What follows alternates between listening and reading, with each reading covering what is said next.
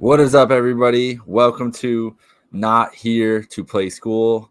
It is our week 3 college football preview, sponsored as always by Outlet Liquor, your place to buy a case every Saturday in the fall for college football season. Go get your case right now. Get ready to sit down on your couch and watch football all day long. I'm joined as always by my co-host and my brother Alex Micah. How are we doing, bud? I'm great. You know what? I don't even think you need to get a case just on Saturday. Get a case a day. You know, who's gonna stop you? A case a day. Why not? You know what? Yeah, it's America. It's a free country. Do what you want to do. Get over to Outlet Liquor, get your case whenever you want, not just Saturdays, but specifically this Saturday. We have a great. Well, I don't. Here's the thing about the slate this week. All right, it's not the best slate of games this week for a week 3.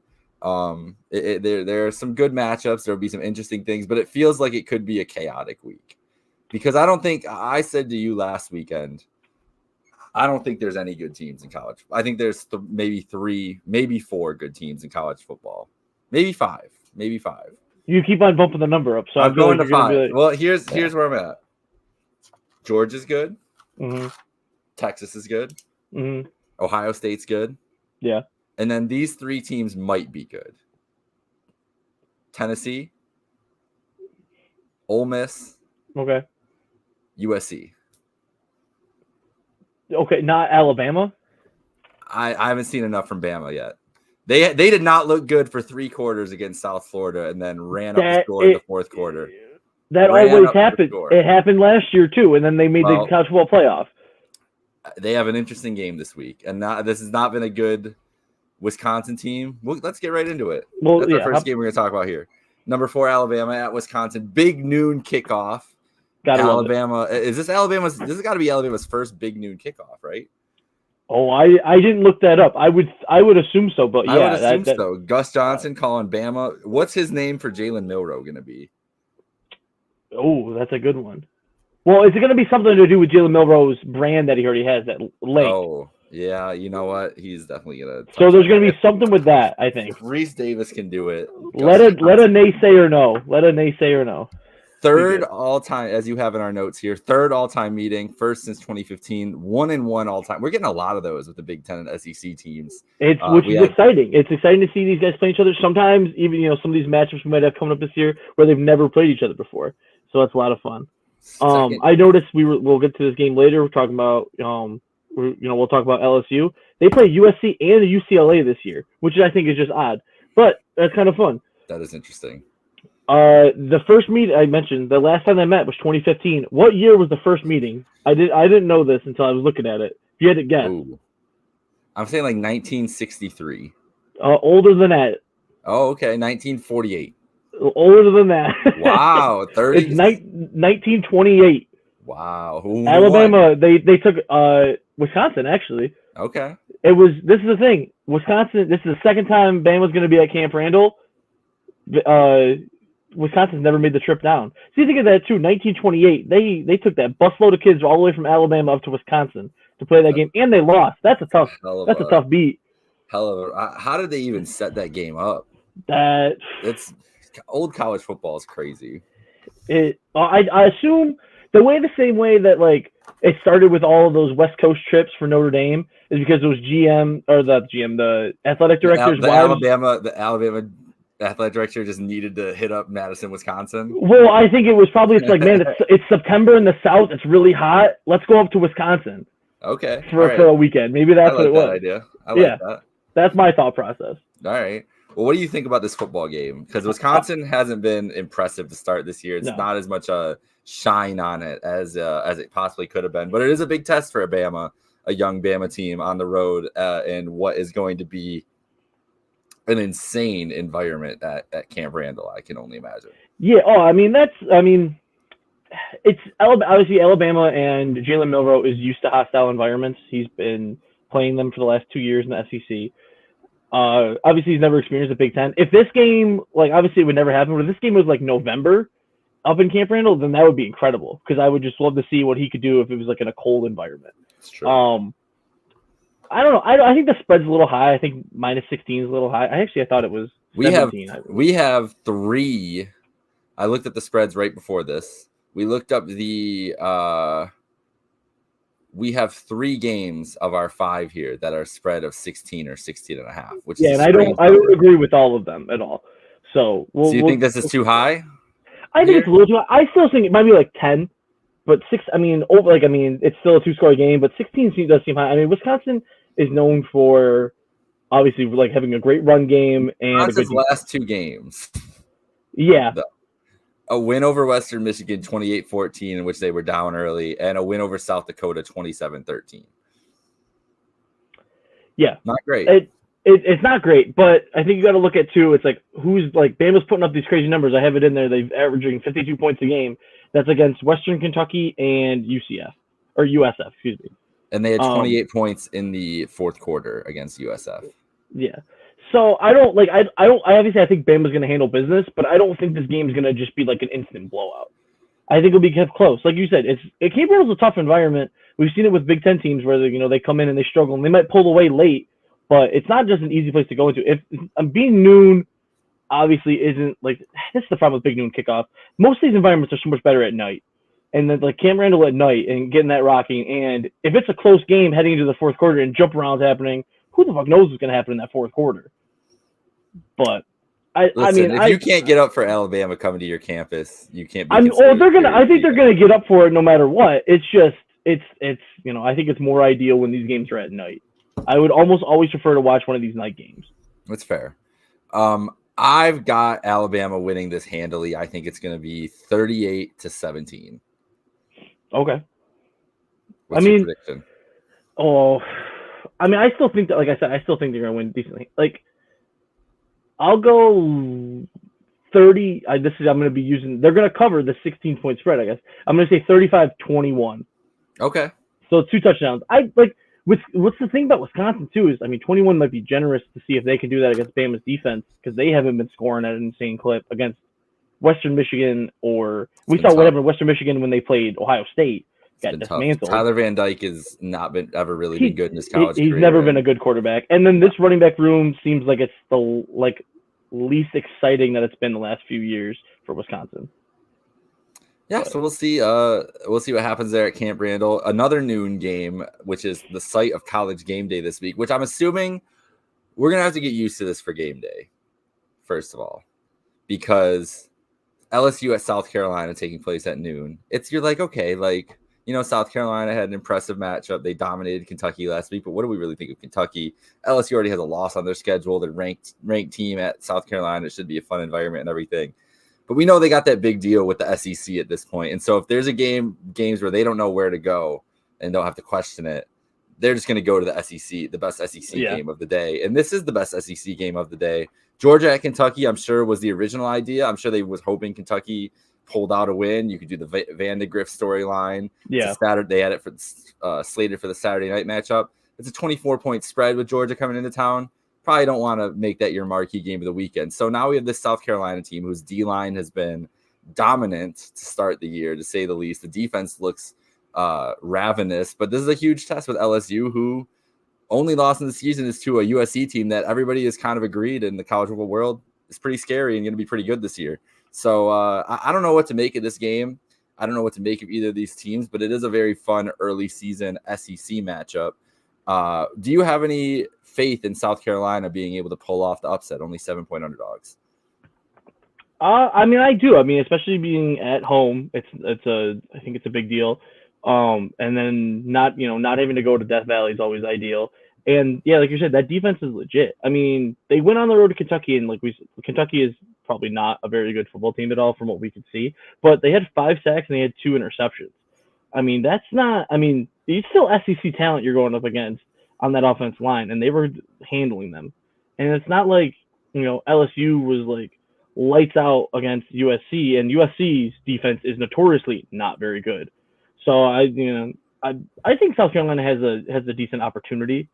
And I think if that's the case, though, if LSU obviously if they lose and they're 1-2, they're out of the top 25. And I think there's hot seat rumors for my family man down there, Brian Kelly. If they're 1-2 with losses to USC in South Carolina, both USC teams, I always like to see the accounts battle each other about who's the real USC. that's a tough look, and that's only schedule only going to get harder for LSU as the season goes. Yeah, it is. It's true. The LSU schedule is not easy going down the stretch here. I don't. First of all, Brian Kelly is going to get fired from this job sooner than later, and I don't think this is a team that's going to make the national championship this year. Maybe make the playoff. I just don't think so. With the way the SEC is lined up, and I think if he goes 9-3, he probably gets fired. Honestly, yeah, right. So they 9-3 football is not enough in the SEC. Exactly. They kind of have to win this game. Like if they lose this game, the seat is going to be really hot at 1-2 going into the thick of their schedule. You know. Yeah, and there's no reason that LSU should be getting like usurped in the USC by Ole Miss or by like Missouri. And right now, that's what's going on. Obviously, Ole Miss, it's Jackson Dart and Lane Kiffin, and the talent that they have on the team is explosive. But there's no reason that Brian Kelly shouldn't be able to recruit and build a good enough offense in LSU that they should be one of the top 10 teams in the country, realistically. And it comes down. This game's going to come down to how much you trust Nussmeier, who had a good game. I mean, he played well against USC. He had an interception, but he's like 30 of 38, over 300 yards passing, in a neutral site. Had a touchdown, had a pick. And then last week had 6 touchdown passes against, I can't remember. It's like a FCS school, but had 6 touchdown passes. Oh, Nichols. But they have no run game. The run game. So if he gets into trouble and he's getting pressured, he gets sacked, he has no time. They can't rely on the run game at all. They're only averaging 90 yards a game and 3.9 yards a carry as a team.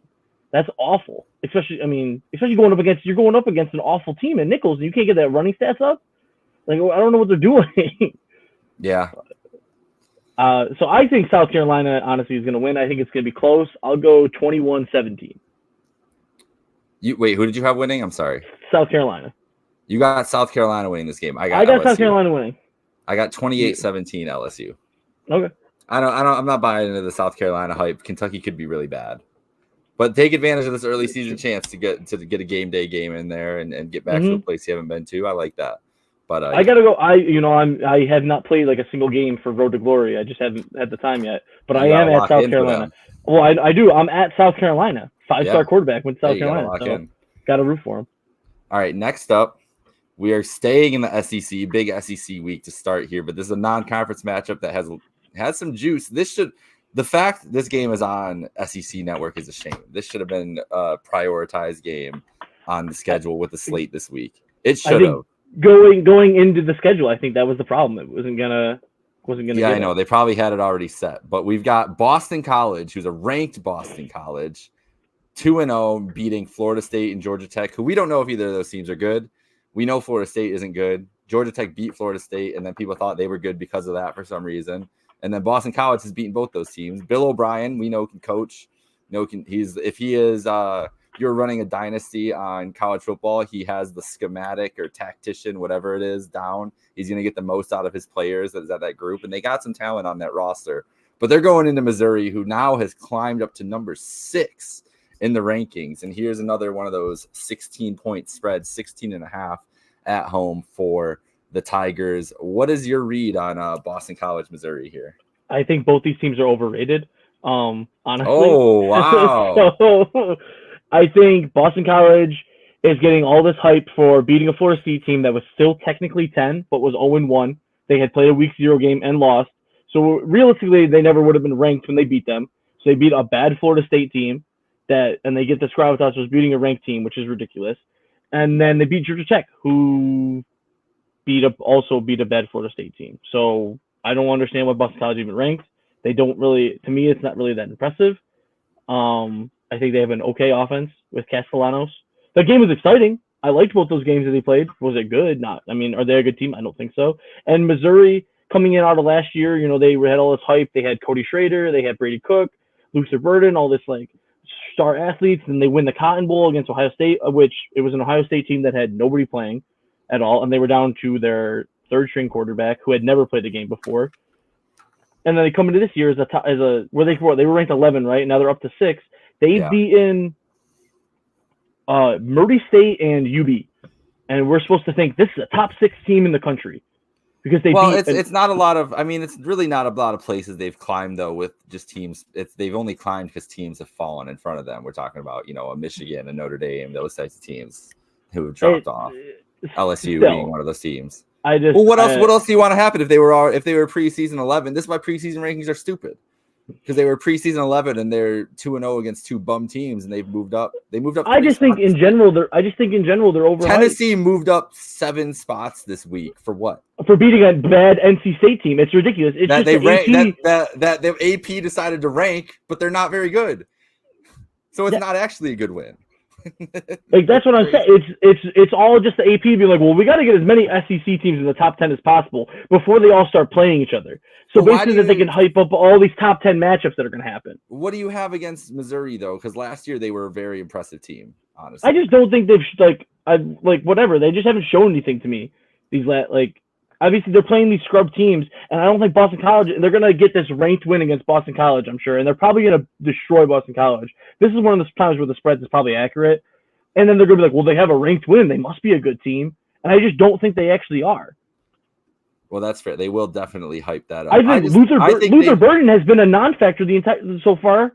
Like, you're not beating up on these scrub teams, or you're going to be able to compete against these SEC teams, actually? He's got like 65 yards and 1 touchdown in 2 games. Yeah, a lot of hype for Luther where he's not producing right now, that's for sure. But who knows? Maybe Brady Cook is picking up some decent runs, but it's like you're picking up these runs against bum teams. Like, you had 62 yards against UB, and I'm sorry to disrespect the UB, but let's face it, you're beating up on an FCS school and a MAC team, and we're supposed to act like you're a top 10 team in the country, and that's what most of these teams do. But you are supposed to act like that because they were number 11 already. So it's like it's not. Yeah, like I'm just saying I don't think they should have jumped up 5 spots in the top 10 because they beat. What were they last week? They were 10 last week or 9 last week, and they jumped 3 spots. I always understand Notre Dame losing is the reason for that. And Michigan. And Michigan. And Oregon. Oregon has dropped all the way from. I think they were 3. Were they 3 to start? They were 3 to start. Now they're 7. I mean, Idaho, the win against Idaho was close, but Idaho is a top 10 FCS team, and Boise is supposed to be one of the best teams in the group of 5 this year. So I'm not surprised by Oregon dropping. We'll talk about Oregon in a minute too. So I hear what you're saying about Missouri. We'll find out about the SEC teams. I gotta see what is their schedule coming up. Missouri, I'm on it right now. That's what I was getting to. We will find out a lot about Missouri. Not in the next couple weeks. They do go to A&M first week of October, but there's a back-to-back, which they have a bye in between, at Alabama on 10/26, and then hosting Oklahoma in the renewal of a big rivalry there with Oklahoma and Missouri. So from the Big 8 or no? Yeah, Big 8. So we'll learn a lot more about those two this team in those 2 weeks. That's what it comes down to. I just don't think that it's just the SEC bias. It's just I don't think every single SEC team is a top 10 team in the country. No, and that's what's happening right now. But that's why you can't worry about early season rankings because it'll all even itself out. These teams are going to cannibalize themselves. They have played. How many times do you think Missouri and Oklahoma have played? Let's do this quick. Renewal this rivalry, then we'll move on to Oregon. I would say they've played each other 55 times. Too low. Too low. Oh. Yeah, way too low. Oh, really? Well, I'm trying to think. When did Missouri join the SEC? That's what I don't know off the top of my head. Very recently. 77. Lower or higher. You got to go a little more higher. 84. Even higher. 96 times. 96 times. Oklahoma leads the series 67-24-5. Their first meeting was in 1902, a 22-5 Missouri victory. The trophy, you ready for this trophy? Great name. The Tiger Sooner Peace Pipe. I don't know if that's. I'm surprised that's still flying. I don't know. I don't know if it is anymore, but that's what Wikipedia says. The trophy was. So, all right. So we're riding with it. You said Missouri. You think you're going to blow them out. What do you think the score is going to be? I don't know. I will 35-10. No, I'll do 31-10. Okay. I'm saying. This is the thing. I'm saying Missouri's going to blow them out. I just don't think Boston College should be ranked at all. I think that the Fighting Bill O'Briens cover the spread 38-24. I think Mizzou gets the win. And I also agree that both these teams. Well, Boston College could be a good ACC team. I wouldn't be surprised if it's like BC, Miami. Yeah. A good ACC team is like the lowest end of Big 12 even. It's different. Yeah. It's different. Oregon. Ducks, the number 9 ranked team in the nation. And the weirdest, the next 2 games are so weird to see as a week 3 slate, but it does kind of boost up the week 3 slate at Oregon State. The first time ever, I believe, non-conference matchup of these 2 teams of Civil War. I don't think they call it that anymore, but we'll keep that rolling. We still call it Civil War because that's what it is.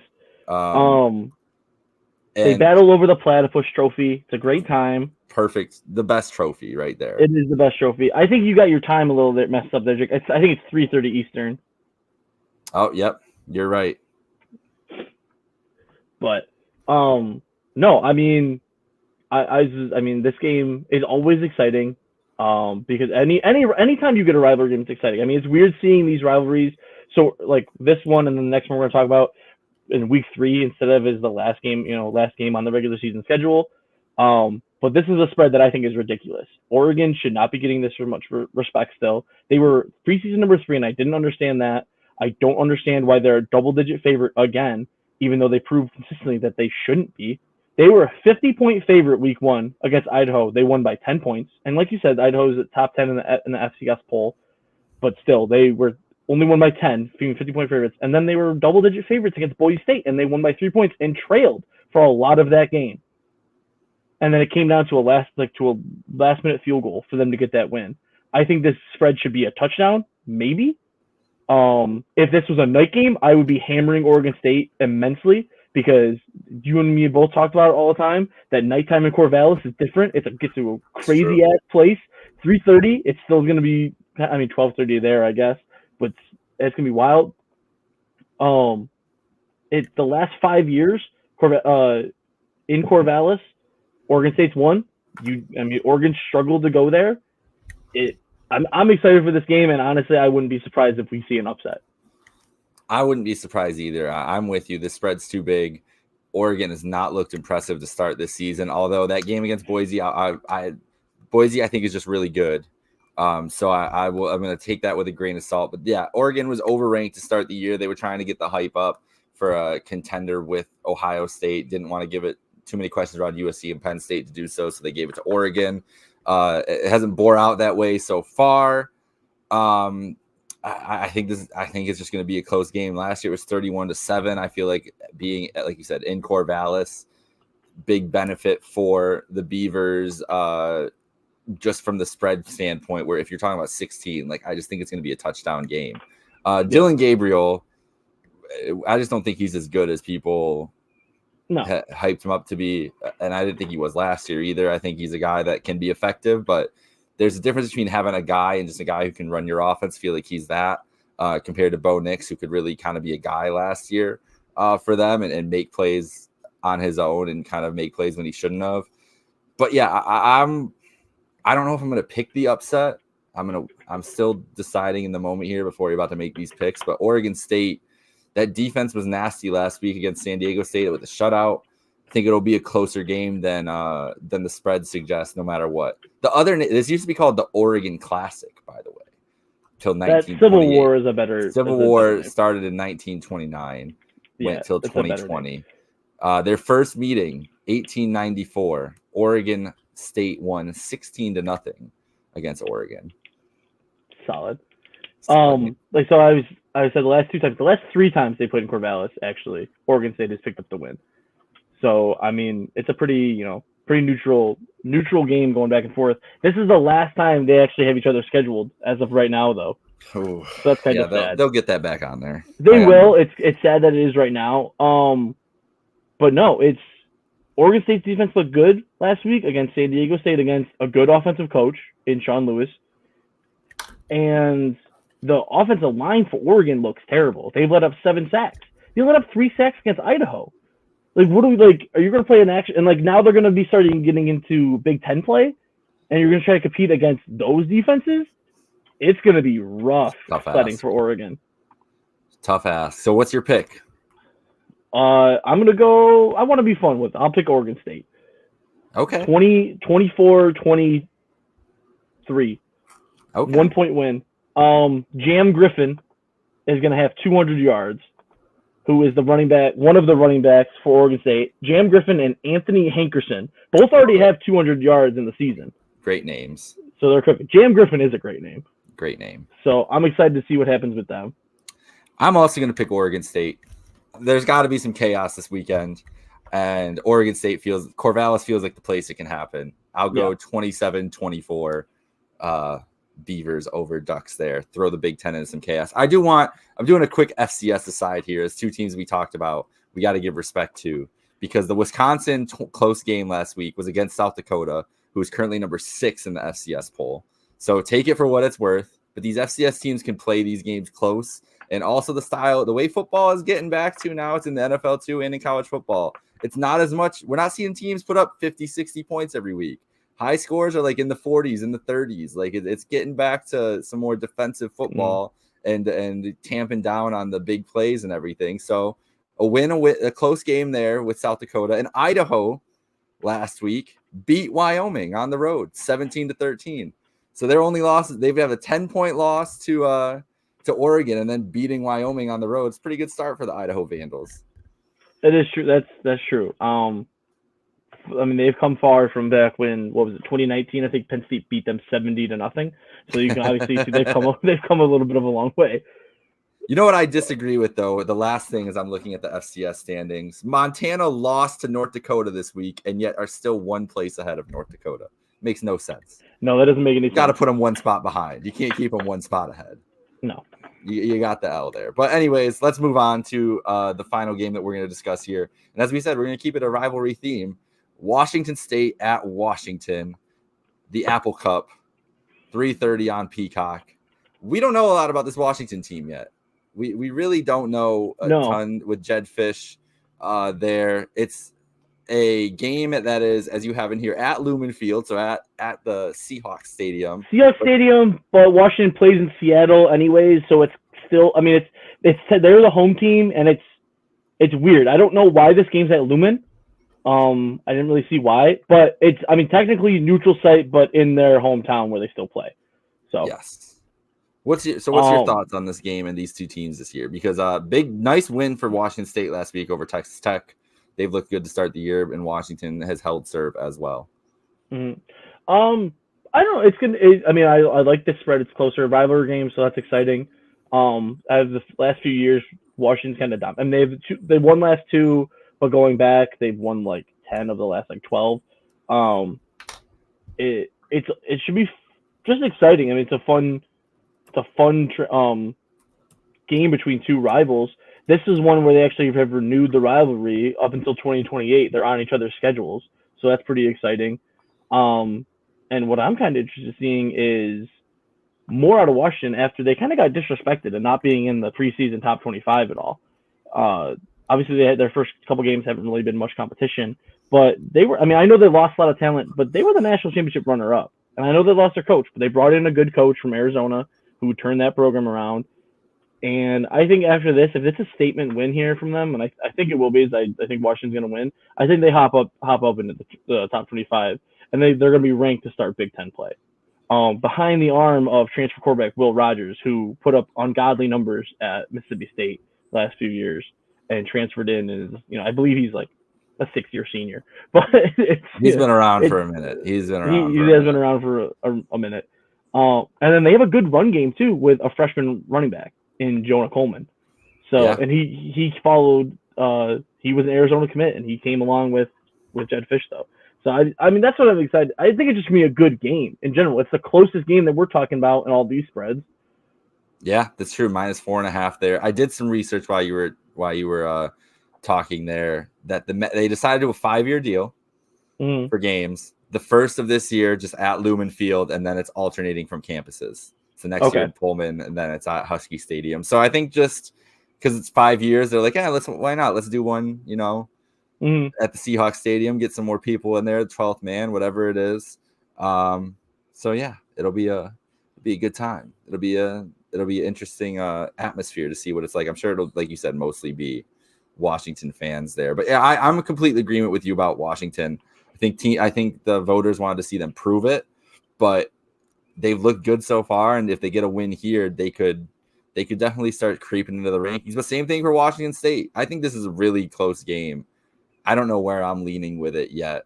Rivalry game, everything else. Where are you leaning right now? I'm leaning towards Washington, and I wanna make a quick correction. Jordan Coleman is not a true freshman. He transferred from Arizona. The true freshman is on Washington State. I want to get this right. Wayshawn Parker. And he's a true freshman, averaging 82 yards a game. He's the leading rusher for Washington State. So that's leading running back. Their quarterback is the leading rusher, has over 250 yards already. John Mateer, who is a true dual threat, honestly, right now has 8 total touchdowns and over 700 total yards. So there's 2 games. So honestly, this game might just end up being a shootout. You have Will Rogers who can sling the ball. Will Rogers who can sling the ball, and you have this John Mateer who's he's a sophomore, redshirt sophomore at Washington State, who looks like he can run and gun as best as anybody else in college. Yeah. I mean, who else is a great dual threat quarterback right now? But Jalen Milroe, obviously. But no, he's only good at running. He's only good at running. You don't think he's a good passer? No. But I mean, really, who is like the dual threat quarterback right now in college football? Cam Ward. Cam Ward don't run that much, though. No, he don't run that much. He's got a good arm. Yeah. I mean, Will Howard, this is a guy, and he's leading the team in rushing right now. So it's like, I don't know if there's any other guys that are leading. I don't think. I mean, is Will Howard running that much at Ohio State the last few weeks? No, I don't think so. There's been a lot of dishing it out. Yeah, Judkins had over 100 yards. So I mean, he's a true dual threat quarterback right now. And then I just gonna give a shout out to running back Jovensky Schellenbaker. That's his name. He is averaging 3.1 yards a carry, and he has 3 touchdowns on the year. He is the true gold line back. He's 6'2", 216, I believe what I said when I looked him up. And he's just a bruiser for Washington State. So I can't wait to watch him, honestly. That's what I'm excited to see. I think Washington's going to win, but in a close and high-scoring game. I really haven't had one yet this year. Let's go like 45-42. Okay. Bro, Mateer is 12th in the country in rushing at 252. Yeah. I mean, so there you go. Third. Nevada's Brendan Lewis has 208 yards, 24th in the country. Army's quarterback, obviously, 195 so far. He's 30th in the country. And Byron Brown, South Florida, he's got 182. I'm just looking at the top rushing. That's the rushing quarterback. That's the only guys in the top 50 of the rushing stats. So it's pretty, Mateer is. It's pretty impressive. Top tier there. Devin Dampier for New Mexico, 164. And then Navy's quarterback is on here too. Yeah. So the service academies. Yeah. Service academies got to be on there. Yeah. But yeah, interesting. So you got 45-42. You said Huskies? Yeah. I think Washington wins. I think this is going to be the game that gets them back into the top 25 before they start Big Ten play against Northwestern. I'll go 42-35 Washington. I think the Huskies get this one, but I also think a shootout is on the horizon, and it's going to be a fun game. Apple Cup's always a good time.